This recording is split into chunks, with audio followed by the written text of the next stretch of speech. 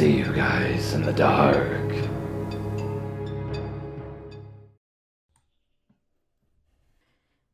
This is from a very dark time in my life that completely changed my life.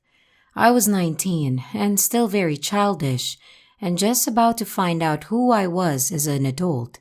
And that is when I met my first boyfriend. He was 30 and very charming, and he knew how to work the mind of stupid teenage girls with self-esteem issues.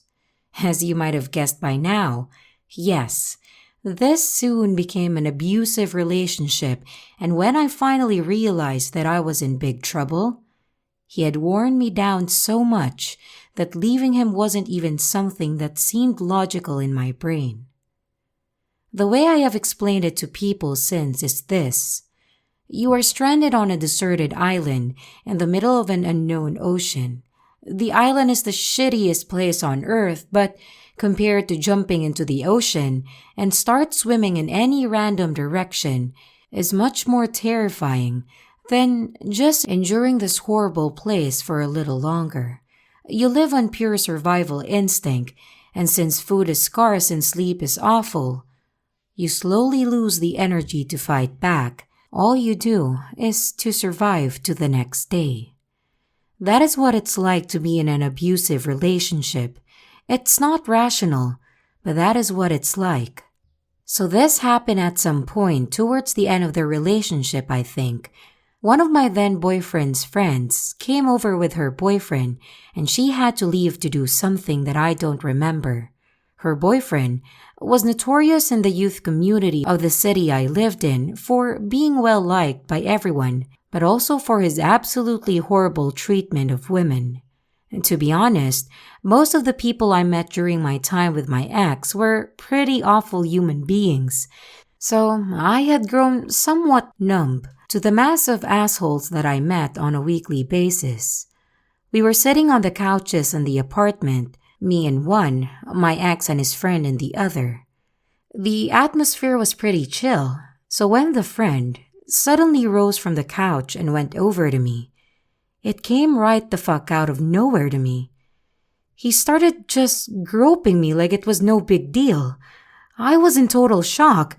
I only ate very, very little food because my boyfriend didn't want me to get fat, and I'm usually the shortest person I know. So you can imagine how horrifying it is when a man who's not only much taller than you, but also obese as fuck, starts forcing his hands down your shirt. I fought to keep him away from my breast. I'm not sure I succeeded completely. I was so fucking scared. When I looked into his eyes, it was like looking at a shark. He was just gone.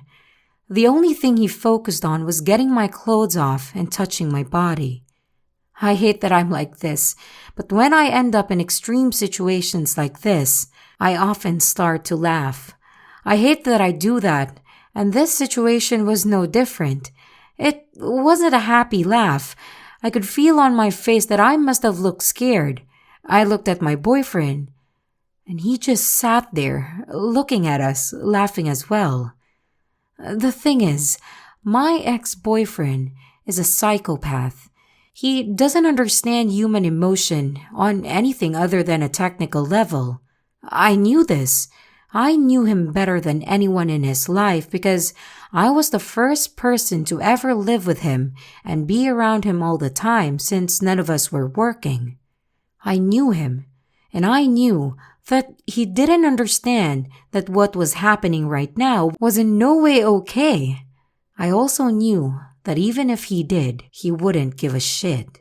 I knew that if I would tell him later that what happened was against my will, he would blame me for sending him mixed signals. He would blame me for anything, so the fact that I was laughing only made me even more frustrated with myself because he would have the ammo to piss on my person later. I knew that I was on my own, and I knew that this was not going to end well for me in any way. If the friend managed to get my clothes off and rape me in front of my ex, no matter what the outcome would be, I would be in trouble with my ex later for putting him through that. Technically, We had a polygamic relationship since he had more or less forced me to agree with this. And though he said that I was free to fuck other people than him, he would constantly tell me that I shouldn't do it because I would feel guilty for hurting him and shit like that. He, on the other hand, fucked other girls and he refused to be honest about it. At one point, he came home after a weekend away to God knows where and had me suck him off and have sex with him. I later found out that he had sex with some girl and not showered specifically because it satisfied him to know that I didn't know. I know this because he did this a lot with other girls he had been with in the past and bragged to me about it at one point. I could imagine that he had told his friends that it was okay to fuck me though. I believe that he would be okay with me having sex with men he chose. It was more the idea of me being with someone he didn't know that annoyed him. So yeah, maybe he was completely okay with what was going on at that moment. But even if he was, he would still use it against me. I don't know if it makes any sense, but I'm just trying to put you into the mindset of this man so you might understand how shitty it was to be in this situation. His friend almost managed to force my shirt off and his breathing was rapid. Suddenly, his girlfriend walked through the front door and he immediately stood up and walked back to the couch as if nothing had happened. My boyfriend was looking like he hadn't got a care in the world and I said nothing because, well, the girlfriend wasn't particularly understanding about shit like this. Later, when the relationship ended, of course, my ex wasn't going to let it end peacefully as I had wanted. He made a lot of drama out of nothing and tried to blackmail me by withholding some of my stuff and writing long ranting emails and insulting texts to my phone. But I'm pretty happy that I stayed level-headed throughout. When his friend found out that we had broken up, he got a hold of my number and tried to flirt with me and invited me to hang out. When I declined, he teamed up with my ex and wrote me insults. A year after I got away, I dealt with trauma, anxiety, and depression. Like I said, a lot of horrible shit happened during this time, and I started blogging about the things that had happened to me as a form of therapy. I kept all names anonymous, even though I wanted nothing more than to tell the world who my ex was and what he had done to me and others. My ex got wind of my blogs and started doxing me and writing long blogs himself about how much of a stalker I was, that I was a psychopathic lying bitch who wanted to ruin his life. I was no saint during that time, I will admit that, but at least I never doxed him. I didn't get my creepy friend to call me in the middle of the night and breathe heavily into the phone either, nor have him make a fake profile on the forum where I wrote my blogs and write long messages about how much of a hypocritical slut I was. Okay, friendo, you are taking that rejection I gave you pretty well. I see. But if you really wanted a chance with me, maybe you shouldn't have forced yourself on me back in the day. If I were to give anyone who's going through anything similar to what I did, with a speaking up and dealing with pussy attempts at silencing them, don't let them intimidate you. Unless you're dealing with mafia-type people, it is always advisable to show your attackers that you aren't afraid of them. Laugh at them if possible. If they're anything like my ex and his friend, they'll leave you alone eventually. I was around 16 at the time, so I was commencing at a new secondary school. During my early days attending this new educational facility, I met this rather charming guy we can refer to as Jacob. Even though Jacob was quite enticing, he seemed to show an unsettling amount of quirkiness.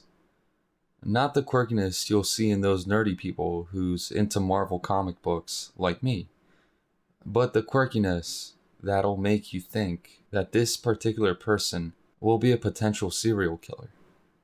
Being the pushover and over-friendly person I am, I put that aside and became friends with him. One Saturday afternoon, Jacob invited me to stay at his place. I didn't have anything else to do, so I accepted the invitation.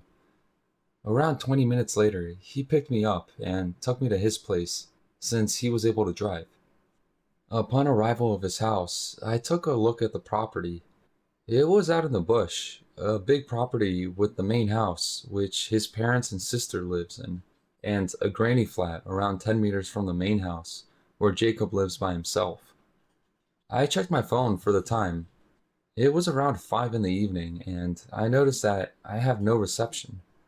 Which is strange because Telstra, the phone company I'm with, is very good with their reception, and normally I can get decent signals when I'm out in the bush when I go see my family. I thought I was in a setting for a classic horror movie, but I humorously brushed it off in my mind. Once we settled into his place, in the kitchen area and living room, he went off to go have a shower. As I heard the water being turned on in his bedroom, I thought I should do a little bit of snooping around. Nothing too privacy invading, just to look at the decor in his place and to see what his room is like. In the midst of the snooping, I saw various things. His old jersey when I used to play rugby, a few artworks he did since he's an art student, and a photo booth style photo of him and his ex, which I kinda got jealous about since I had feelings for the guy back then. The creepy part, though, was his room. I stepped into his room at first, and it seemed pretty normal. The bed had a nightstand, the desk with high-tech computer and camera, stuff like that. But as I looked around his room, I saw a half-open drawer in his nightstand, which caught my attention. As I looked into the drawer, I noticed something that sparked up red alarms. There was a big, sharp butcher's knife, rope, BDSM-style handcuffs, and a bottle of something that I knew wasn't lube. I tried to brush it off as Jacob just being hella kinky, but something in me knew there's something fishy going on here. Maybe because of the rumors I heard at school about him doing some fucked up shit at first, which I did ignore, but now I'm starting to reconsider those rumors. Shortly after I heard the shower turn off, I sprinted my ass back to where I was sitting before and acted like I was trying to get reception. He came out of the bedroom, all dried and dressed. He made an amusing remark about the reception here as he walked up behind me to where I was sitting and hugged me, and then he scooped me up, bridal style, and carried me to his bedroom. These sudden actions made me have a mini anxiety attack and had me a little bit fearful for my life. As he placed me on his bed, Jacob proceeded to go to get his tripod that was next to his desk and prop his camera on and directed it to my direction. This made my brain say, "You need to get the fuck out of here." As my heart was pounding in fear, thinking that he was going to rape and murder me and film all of this on his camera so that he can put it on the deep web, since he did tell me that he visits the deep web sites very frequently. Luckily, in these situations, I was always smart enough to escape, and so I pretended to read a text from my mom saying I need to go home. I lied to him that my mom wants me to come home and said that she'll pick me up. I then apologized for my unforeseen leave and bid him farewell before I rushed out of his property once I was out of his granny flat. As I was 1 or 2 streets away, I called my next door neighbor to pick me up since my mom was out of town that night. Once my friend picked me up, I told her some made up story as to why I was here, and she took me home. Ever since that incident, though, I was scared of Jacob and lessened my time talking to him. After he graduated, I blocked him on all contacts and never talked to him again. That night was the most fearful night I have ever experienced. After that, I don't go over to a guy's place if they live on their own.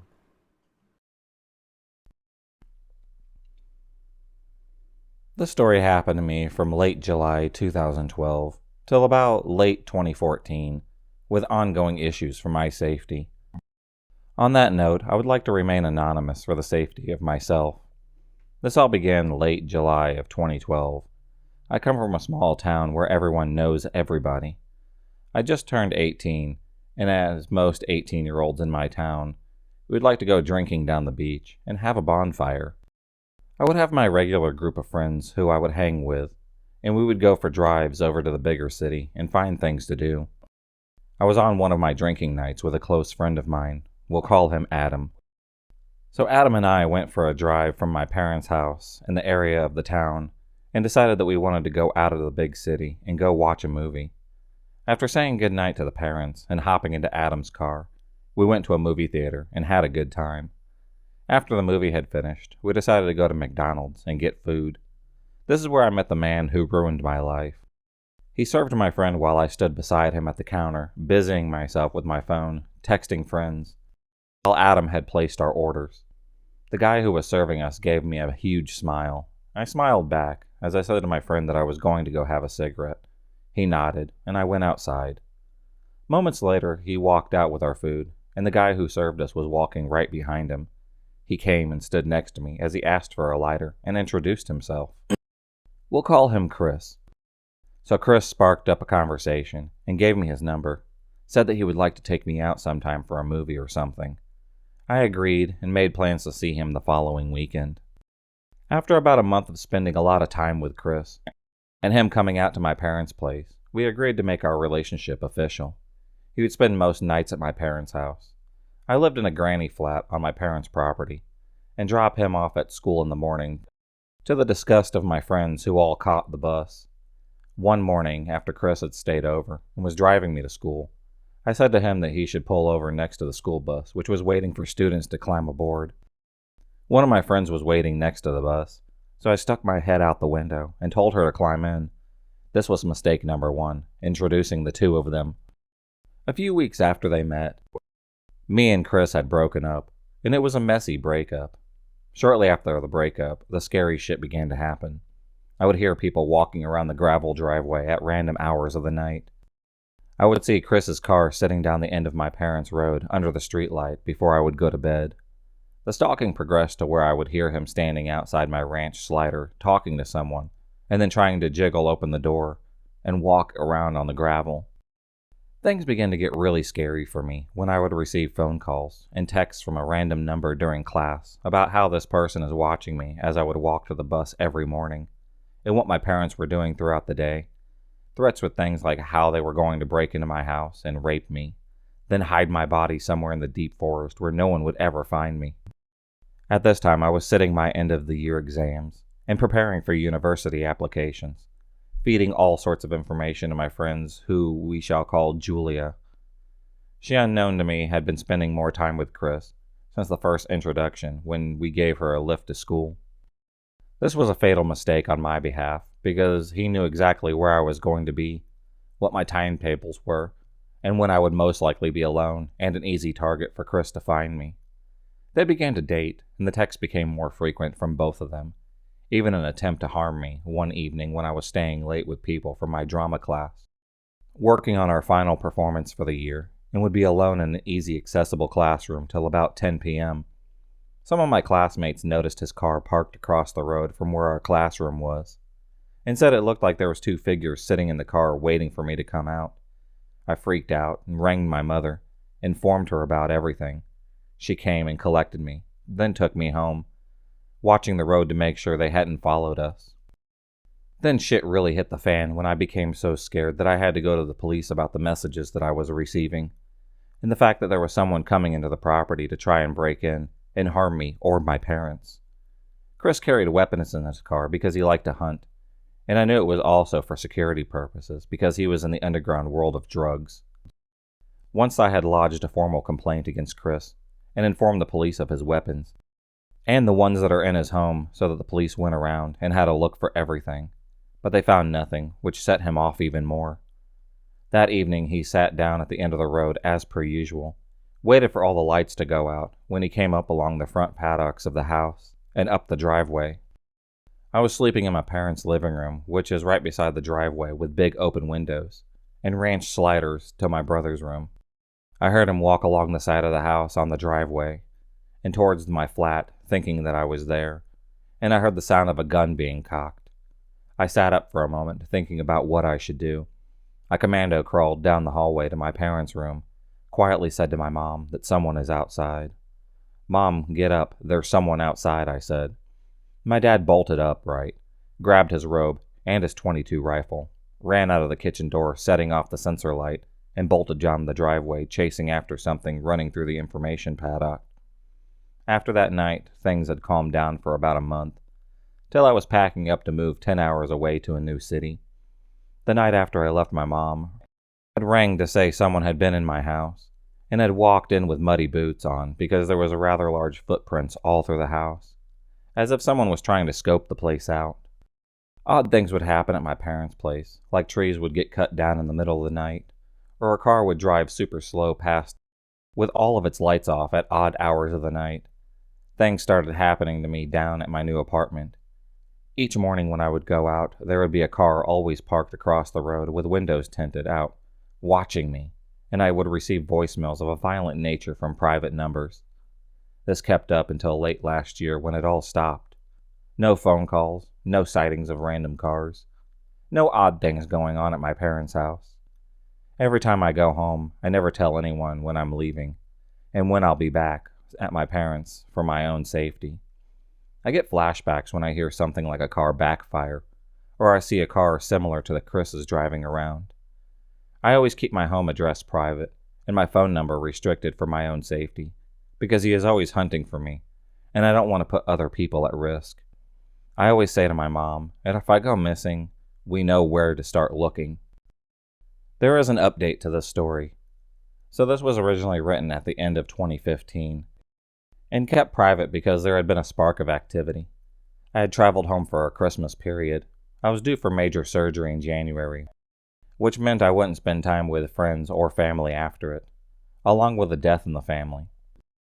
Stupidly, my sister had said to a few friends who are well known for not keeping their mouths shut and see Julia on a regular basis that I was going to be home until the middle of January. I wasn't actually at my parents' home till the end of that month, but my father had an encounter with Chris. First time in 3 years we had seen him, and he had pulled up alongside one of the fences and stuck his head out of his window. This is quite normal to have people talking to my dad from their cars, because we live in such a small area. We are rather close with our neighbors, who are all a fair distance away. He stuck his head out and asked if I was around, and that I was an old friend. My dad clicked instantly to who it was, and said if he didn't leave right now, he was going to grab his gun, and that's the end of it. Chris laughed and said, "We both know that you won't be doing that before I put 2 bullets in your head. Now where is she?" My dad, thinking on his feet, said that I was in the hospital 3 hours away, and I'm now living in the biggest city north of my parents' house. He thanked my dad and said to him to watch his back. My dad didn't tell me this when I came home for recovery, because he didn't want me to stress out. But I changed my cell phone number and made sure my social media was extremely tight, with no geotags or anything that would give me away to where I was. It's scary to know that someone still holds a grudge to this day, because I know some extremely sensitive information about him. If you enjoyed this video, please subscribe, like, and hit the bell for notifications on future videos, and become a stalker of the night. And I'll see you next time.